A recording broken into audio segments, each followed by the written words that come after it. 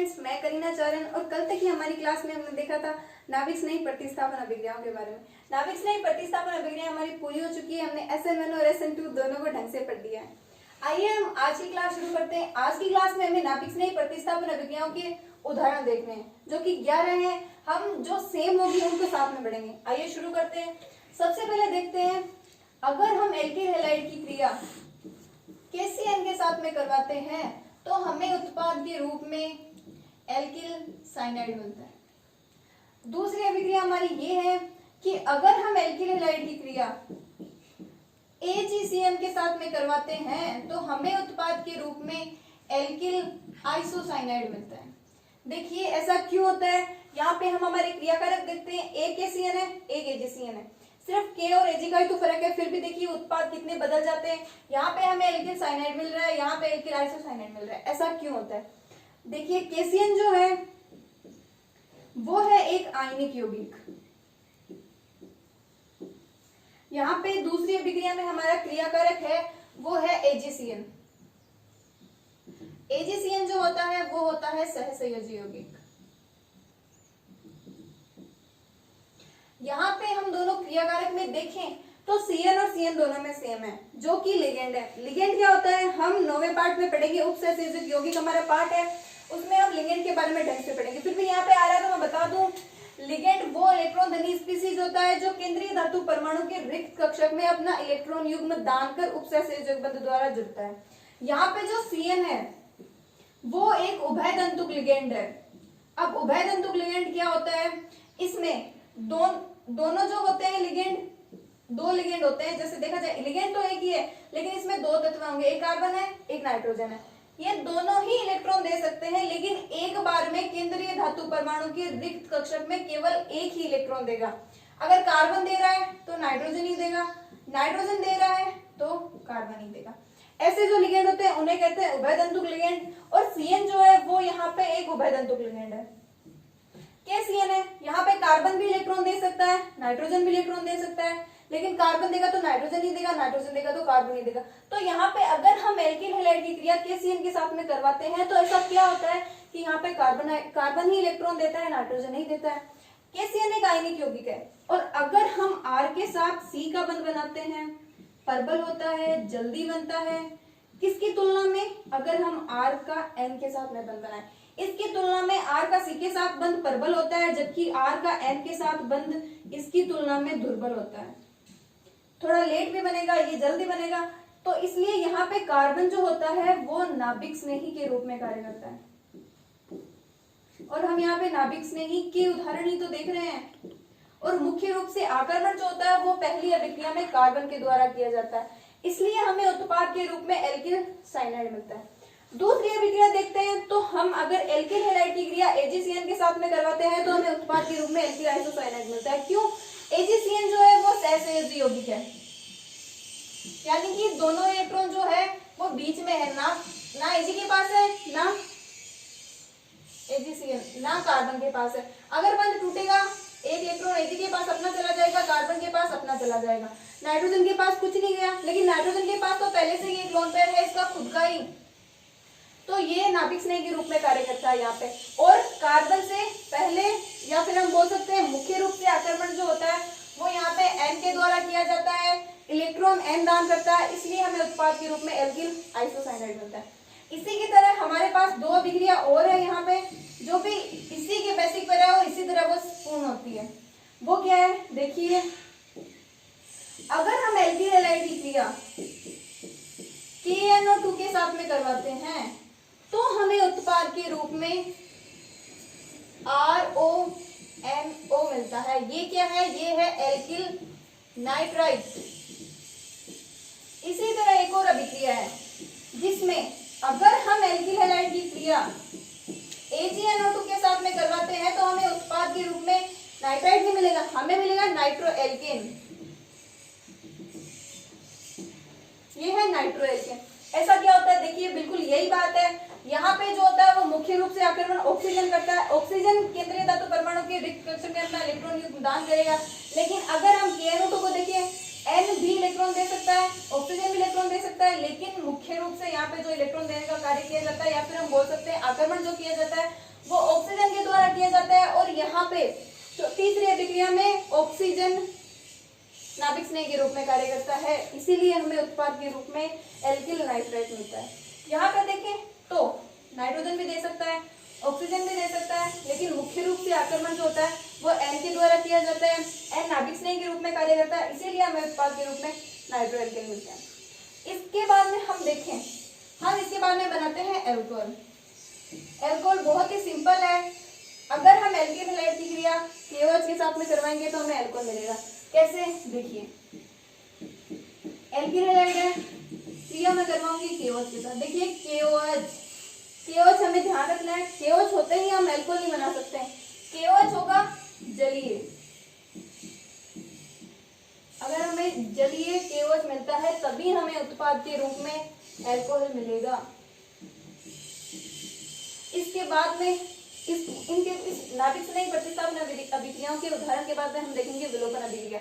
वहां पे भी ऐसा ही होगा। अगर हम एल्किल हैलाइड की क्रिया KOH के साथ में करवाएंगे तो वहां पे एल्कोहल नहीं बनेगा। क्यों? क्योंकि वो KOH जलीय नहीं होगा, वो होगा एल्कोहल ही, और हमें उत्पाद के रूप में ROH नहीं मिलेगा, हमें मिलेगी एल्कीन। इसके बाद में हमने एल्कोहल बना लिया। इसके बाद में बनाते हैं थायोल। अगर हम एल्किल हैलाइड की क्रिया NaSH के साथ में करवाते हैं तो हमें उत्पाद के रूप में एल्केन थायोल मिलता है। ये है एल्केन थायोल। ये हमने एल्कोहल और थायोल देख लिया। इसके बाद में हम बनाते हैं ईथर। तो हम एल्किल हैलाइड से ईथर कैसे बना सकते हैं? हमने 6 अभिक्रिया देख ली है, 7वीं अभिक्रिया देखते हैं।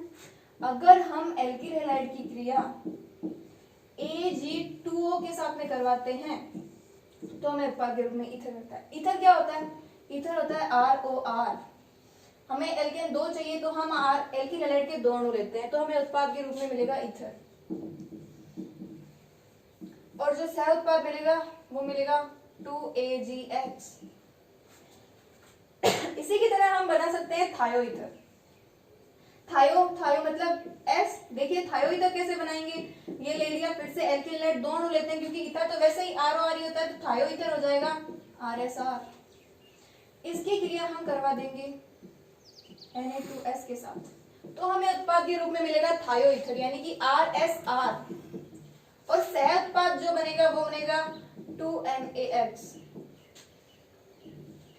इसी के बाद में ये हो गई मोस्ट। इसके बाद में एक नेमिंग रिएक्शन आती है, पूछी भी जा सकती है, वो है विलियमसन ईथरीकरण। उसमें क्या होता है? हम एथिल ले लेते हैं C2H5X। इसकी क्रिया अगर हम करवाते हैं C2H5ONA के साथ तो भी हमें उत्पाद के रूप में ईथर मिलता है। वो कैसे? देखिए, C2H5 यहां से ले लिया, एक O यहाँ पे है, वापस से C2H5, ये है ईथर।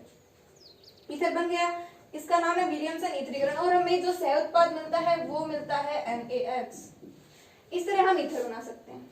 इसके बाद में हमने ईथर बना लिया, एल्कोहल बना लिया, और वो जो 4 सेम रिएक्शन थी वो भी देख ली। इसके बाद में हम देखते हैं कि हम एल्किल हैलाइड से एस्टर कैसे बना सकते हैं। एस्टर क्या होता है? ये होता है एस्टर। एस्टर कैसे बनाएंगे? अगर हम एल्किल हैलाइड की क्रिया RCOOAg के साथ में करवाएं तो हमें उत्पाद के रूप में मिलेगा एस्टर। देखिए, एस्टर जो होता है वो होता है RCOOR। तो अगर हम एल्किल हैलाइड की क्रिया RCOOAg के साथ में करवाते हैं तो हमें मिलेगा एस्टर, और सह उत्पाद के रूप में बनेगा AgX। इस तरीके से हम एस्टर बना सकते हैं। इसके बाद में हम देखते हैं अमोनिया की क्रिया अगर हम किसके साथ करवाएंगे? एल्किल हैलाइड के साथ में, तो हमें एक अच्छा यौगिक मिलेगा जिसका नाम है चतुष्क लवण। अब चतुष्क लवण हम कैसे बनाएंगे वो देखते हैं। हमें बनाना है चतुष्क लवण।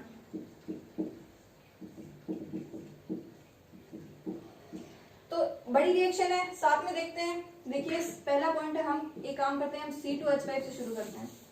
C2H5X, इसकी क्रिया सबसे पहले करवाते हैं अमोनिया के साथ, तो हमें उत्पाद के रूप में 1 डिग्री एमीन मिलता है। C2H5NH2 जो कि 1 डिग्री एमीन होता है। अब हमें तो चतुष्क लवण प्राप्त करना है, तो अब हम इस उत्पाद को लेंगे और फिर से एल्किल हैलाइड के साथ में क्रिया करवाते हैं। हमारा उत्पाद वहां पे था C2H5NH2 1 डिग्री एमीन, जिसकी क्रिया हम करवाएंगे C2H5X के साथ में, तो हमें उत्पाद के रूप में मिलेगा C2H5N C2H5 और यहाँ पे H, ये है 2 डिग्री एमीन। फिर से 2 डिग्री एमीन को लेंगे और एल्किल हैलाइड के साथ में क्रिया करवाएंगे। ये है C2H5N C2H5, यहाँ पे ले लिया H, करवाएंगे एल्किल हैलाइड के साथ में, तो हमें उत्पाद के रूप में 3 डिग्री एमीन मिलेगा C2H5 और इधर भी C2H5। फिर हम 3 डिग्री एमीन की क्रिया अगर फिर से इसके साथ में करवाते हैं तो हमें चतुष्क्रियाण मिलता है। देखिए कैसे, C2H5N C2H5, ये है 3 डिग्री एमीन। इसकी क्रिया अगर हम फिर से करवाते हैं एल्किल हैलाइड के साथ में तो हमें मिलेगा चतुष्क्रियाण, यानी कि C2H5 हो गए 4, N प्लस और X हमारे पास ये है X माइनस, ये है चतुष्क्रियाण।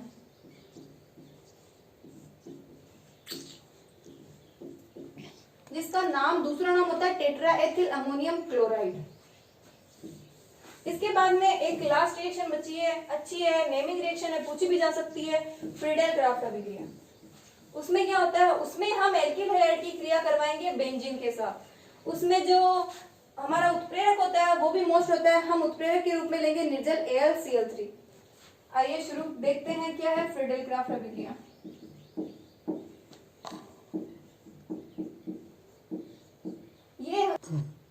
ये ले लिया हमने एल्किल हैलाइड। एल्किल हैलाइड की क्रिया हम करवाएंगे बेंजीन के साथ।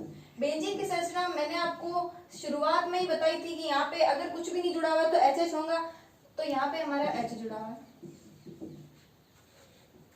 तो हमें उत्पाद के रूप में मिलेगा एथिल बेंजीन प्लस सह उत्पाद, ये एक H और ये X, सह उत्पाद के रूप में HX निकलेगा। अगर हम यहाँ पे लेते हैं CS3X और अगर इसकी क्रिया हम बेंजीन के साथ में करवाते हैं तो हमें उत्पाद के रूप में मिलता है टोलुइन, यानी कि मेथिल बेंजीन को हम एक नाम और है, एक नाम से और से बुला सकते हैं, वो है टोलुइन। फिर से हमारा सह उत्पाद मिलेगा HX। इसी तरह हम यहाँ पे 2 डिग्री 3 डिग्री सभी एल्किल हैलाइड लेके कर सकते हैं। वो कैसे, 2 डिग्री लेके करते हैं, फिर 3 डिग्री लेके करेंगे और इतने में हमारी अभिक्रिया पूरी हो जाएगी। लेकिन यहाँ पे 3 डिग्री जो एल्किल हैलाइड होगा उसकी क्रियाविधि भी है। ये ले ली हमने बेंजीन, इसकी क्रिया मैं करवाऊंगी 2 डिग्री एल्किल हैलाइड के साथ में।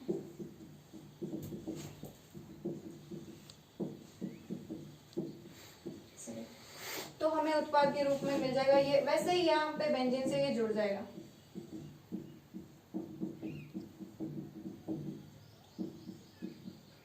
ये मिलता है हमें उत्पाद।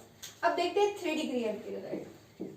अगर हम बेंजीन की क्रिया 3 डिग्री एल्किल हैलाइड और यहाँ पे हम लेंगे 3 डिग्री एल्किल हैलाइड Cl, उत्प्रेरक मैंने कहा था मोस्ट है, यहाँ पे होगा निर्जल AlCl3 और हमें उत्पाद के रूप में यहाँ पे वो जुड़ जाएगा, ये CS3 और यहाँ पे भी CS3। उत्पाद यहाँ पे जो सह उत्पाद मिलता है वो मिलता है HCl।